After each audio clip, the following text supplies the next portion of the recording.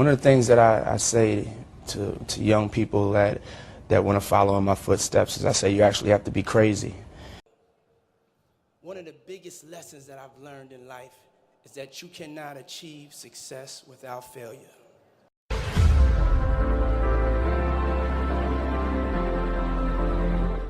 Don't be afraid to close your eyes and dream, but then open your eyes and see.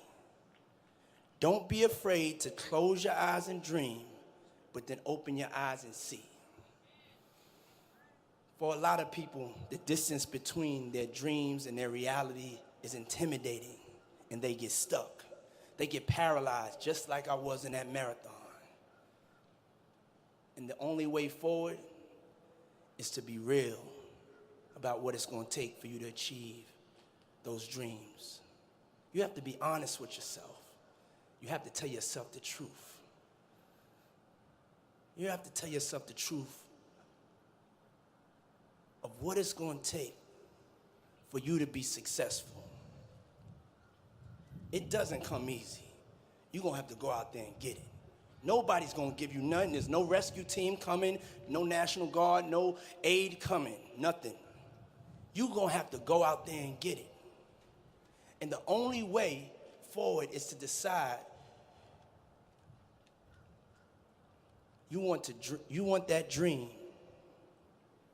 The only way forward is to decide that you want that dream so bad that you are going to work harder, you're going to get up earlier, you're going to stay later, you're going to push past the people who doubted you and laughed at you and hated on you. I thank God every day that I'm blessed with the chance to do something that I love doing. But I feel anybody could do something that they love doing if they go after it in the right way, if they go after it with the love, if the motivation for it is the love and the love of leaving a legacy behind more than the selfishness of just doing it for money or doing it to blow up or to be the man or the woman or to have the fame. If you do it to make history, if you do it to change people's lives, to make people feel good. You gotta work for greatness, man. You gotta work. You gotta work hard just to be good. Believe that. Fuck being great. So imagine greatness. We're going for greatness. Right now. We almost killed ourselves yesterday. Really study the art form. Really, there's so much information that's out there. You could be, if somebody came before you and showed you how to do it, you should be able to learn from their level of excellence and take it to the next level. In the early 90s, when my friends were graduating from Howard, I got fired from that first job that I got with Andre Harrell. I know a lot of you know this story, but some of you may not know how scared I was. See, I was scared to death. I didn't have a degree. My girlfriend was 8.5 months pregnant with my first baby. I bought a brand new house in Scarsdale that I could not afford. So I found myself sitting alone in my bedroom and asking myself the question that sometimes we all ask each other. What are you going to do now?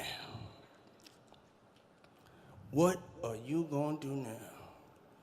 You should have kept your mouth shut and shut up and just did what Andre told you to do, but you wanted to act like you was making the hit rankings, and now look at you. What are you going to do now? So I had two choices. Either I was going to sit in that failure and give up, or I was going to make a decision to step out of the darkness.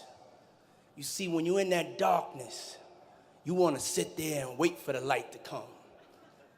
When you're in that darkness, it feels uncomfortable, but you can't wait and sit in that darkness. The only way out is to step forward, to face your fears, to become your own light.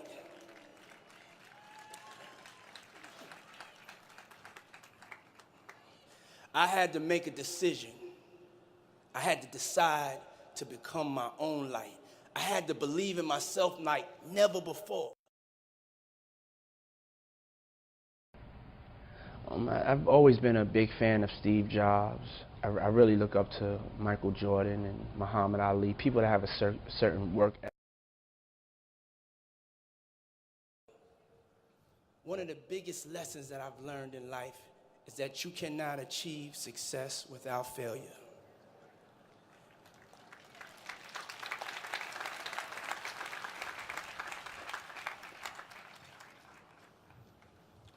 You cannot achieve success without failure. Some of my biggest successes come from some of my biggest failures.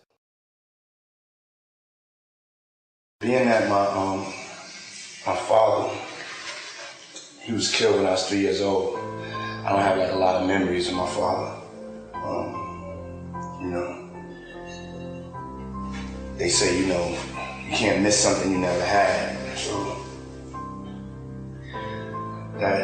that's only a little ways right, you know. There's definitely been times as I've gotten older that I've missed my father.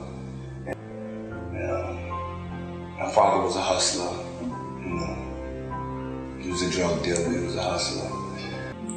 I definitely think the route that I went on, staying out the streets and, you know, hitting my books and trying to be somebody,